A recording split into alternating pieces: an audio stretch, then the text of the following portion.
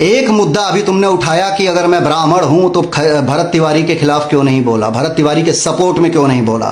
तो सुनो, मैंने भरत तिवारी के सपोर्ट में इसलिए नहीं बोला कि मुझे भरत तिवारी का पूरा मुद्दा नहीं मालूम था। जब तक मुझे कोई मुद्दा नहीं मालूम होता है मैं नहीं बोलता। और ई हमें यश कुमार मिश्रा जौन कहता रहे कि हमारा भरत तिवारी के मुद्दा मालूम ना रहा, ऐसे हम ना बोलत रहे। कोनो मुद्दा पता ना रहेला तो ना बोले।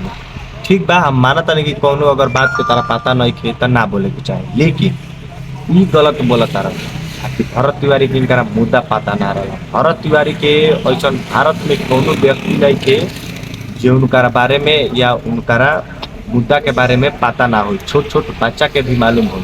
अब भरत तिवारी इनकर जात बिरादरी के रहन बिहार के जवनिया गांव के पास में एगो गांव बा, वही गांव के रहन। और सब कोई के भोजपुरी इंडस्ट्री में सबके पता बा और छोट छोट बच्चा के भी पता बाटे कि उनका काम मुद्दा रहा, लेकिन इनका मुद्दा पता नहीं है।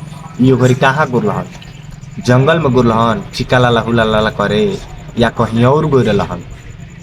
अभी आगे देखो लोग क्या कहता है। वीडियो में आगे बढ़े से पहले लाइक कमेंट और शेयर और चैनल के सब्सक्राइब जरूर कर लेना।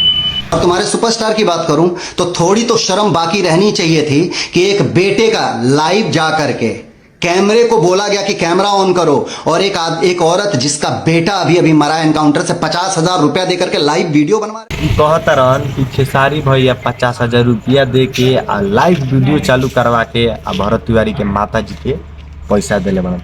ठीक बा, हम मानता नहीं 50,000 रुपया दिले बड़न, लाइव वीडियो बनवैले बड़न।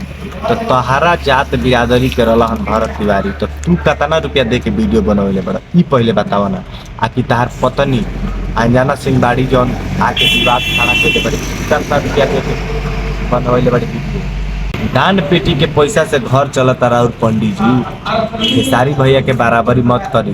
हम मानता नहीं क्यों दिले बड़न पैसा लाइव वीडियो चालू करवैले बड़न, उन चालू करवैले आदमी ओजा लाइव वीडियो और चालू कर हमेशा 24 घंटा भरत तिवारी के द्वार पर घरे रहता और सब कोई के मालूम रहा कि उनका काम मुद्दा रहे और इनका मुद्दा पता नहीं के हो।